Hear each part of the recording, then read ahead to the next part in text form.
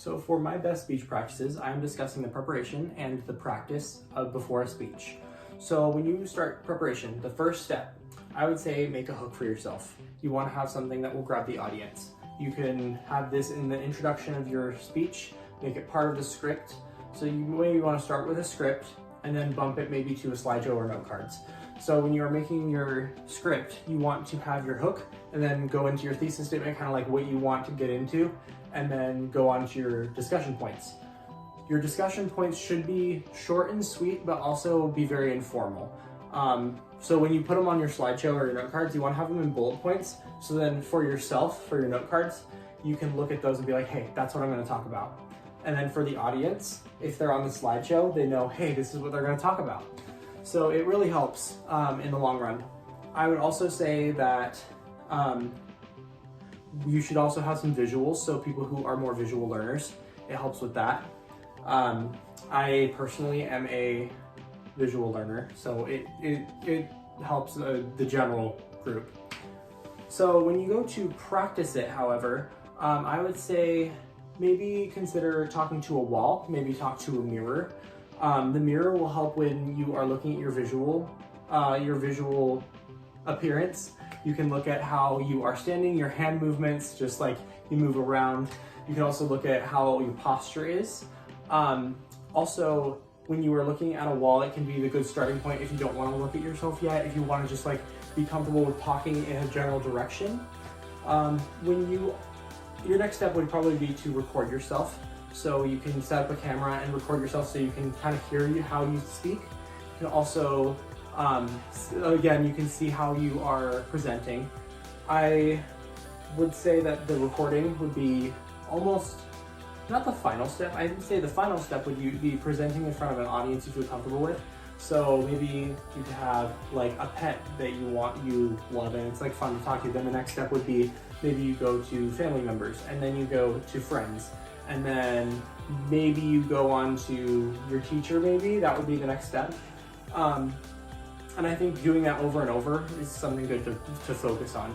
I also think that being able to think it over in your head is a good thing, like keeping it in your memory as well as reciting it. So keeping that good balance. So I think that would be the best way to prepare for your speech as well as practice it for when you're ready to present. So now moving on to Taiyanna. Hello! Today I would like to talk about my best speech practices. Alrighty, for my first best speech practice, I would like to talk about body language and posture. I think body language and posture are really important more or less just because a person can tell whether or not you are actually interested in what you are talking about by the way that you're moving, by the way that you're reacting. If you're not reacting, responding, you're just kind of standing there, no one's going to be inclined to watch you because, I mean, why would anyone want to watch you just stand there and do nothing? Because, come on. So I think that a good example of bad body language and posture is kind of being, hunched over, maybe your arms crossed, maybe on the back, you're kind of moving, you're not really keeping yourself in one spot, because the audience isn't going to be able to grasp what you're talking about if you aren't able to, kind of stay on topic within, yourself and kind of give them something to watch. But a good example of body language and posture, I think, is, kind of shoulder width, your feet, you're just kind of loose, everything like that. Your neck and everything isn't super rigid, stiff, you look scared, or, you're not like leaning to one side, like you have a nice kind of stance. And when you're moving around, you're having good gestures and you're having like active movements because that's going to keep the audience engaged. Alrighty, and for my second speech practice, I would like to talk about facial expression. Facial expression is a really, really important one as well because not only is that one of the first things that people are going to be seeing in a presentation and being drawn to, but if you have nothing going on in your face, once again, why would anyone be inclined to watch you or listen to you talk about something that they don't know about? Like, why would they want to learn something from you if you are already showing that you're uninterested? So a good example of bad facial expression, I think, would be kind of just no facial expression at all. You know, you've got no brows going on, you've got no smile, your cheeks are kind of down, your head is kind of down, you've just got nothing going on here. I think that that is the #1 way to kill a presentation, because, I mean, if your face is dead, once again, no one's going to want to watch you, no one's going to find what you're talking about interesting, even if it is interesting. Like, you're killing it for everyone. So I think a good example of facial expression would be like smiling, maybe having some raised eyebrows, you know, when you're addressing the audience, you know, kind of change your facial expression, nod along, make eye contact with people as you go along, and, you know, just kind of have fun with it. Like, let people kind of see that you enjoy your topic through your face. So yeah, alrighty, and I think the next up is Lexi with projection and diction. Hi, I'm Lexi, and one of the most important speech practices, in my opinion, is articulation and diction. Articulation and diction is specifically the practice of clearly pronouncing your words. That's something that's very important, especially with the consonants of your words and making sure they pop, especially if you have a lot of alliteration in your sentence. For example, one of the lines in the show that I'm currently doing involves a lot of that. And I always have to make sure that I pop my consonants and things. So for example, it kind of goes like, Peter may have picked a peck of pickled peppers, and she may have sold seashells by the seashore, but anywhere that Mary went, this lamb won't be going. Is that clear? And as you can hear, that was pretty clear. But there is such a thing as taking that a little bit too far. One of my directors in a show that I was in, she always said how important diction was, but when she was on stage in a particular show, she had to say the name Mr. Scrooge, because it was Scrooge the musical. She always said it, Mr. Scrooge. And while I applaud her really popping that G for us, it can occasionally be a little bit too much. The other speech practice that I think is super important is projection, which is being able to speak loudly and clearly enough that everyone in the room or in the space can hear you. We always got told, project to the back of the house, and whether that's a classroom or a theater space, it's always really important that everyone can hear you. Now, to do this correctly, you're going to want to make sure you're supporting from your diaphragm, breathing low and deep and not up here from the shoulders. That's a good example of how to do that, is always breathing deep and speaking loud enough for everyone to hear you. So in that case, that would be something I'd use more if I was in a larger theater space, but for this small camera interaction, that's as much as is necessary. So there's also some times where it can be too much though when you speak way too loudly, but it's worse if you start screaming.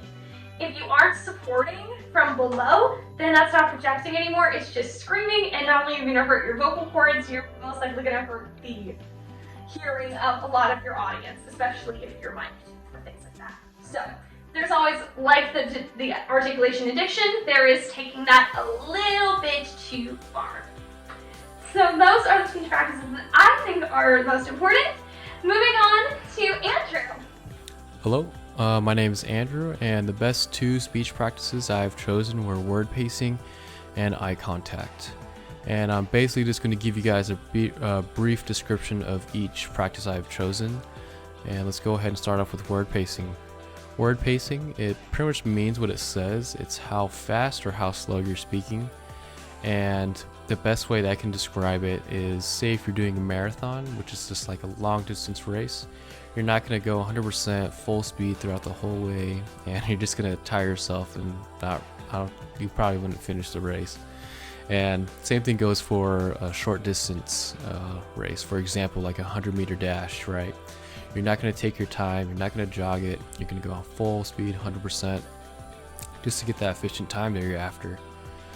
And that really relates to how we talk, right? And say, for example, if you're speaking to an audience, if you start off very fast, they'll definitely get their attention for sure. But if you go fast the whole time, it's going to be hard for the audience to kind of get a grasp of what you're trying to say with your message. Same thing goes for speaking very slow, right? you speak very slow, then it's just gonna bore the audience and have the same outcome. They're not gonna really get engaged or know what you're trying to say in your message.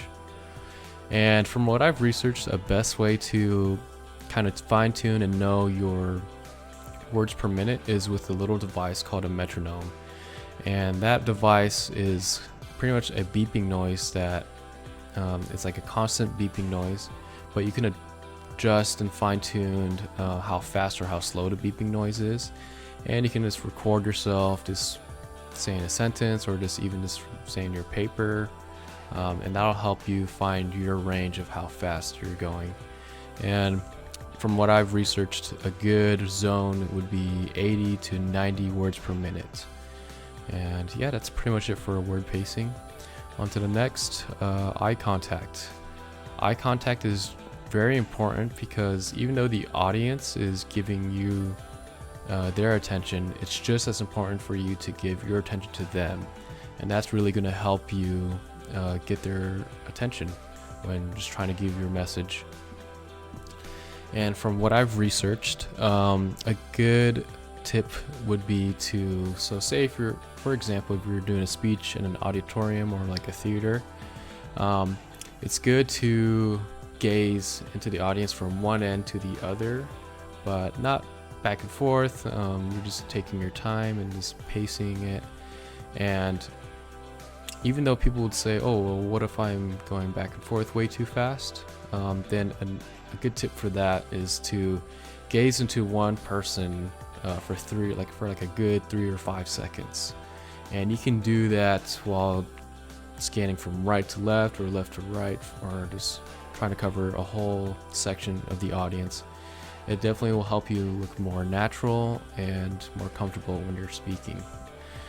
And another good thing that I've learned with eye contact personally is to look kind of in between their eyes, the bridge kind of, because you know it is awkward to look someone directly into an eye. So looking in between their eyes is a good tip personally. And virtually, another good tip to keep your audience engaged, like I am right now with this video, is to look directly at the bottom of your camera, right? And if that's hard for you to do, then another good thing to do is put a little sticky note or like a little sticker there just to indicate where you need to aim your eyes at. And yeah, that's pretty much it. I hope this helped you as a viewer help your speaking skills. Thank you.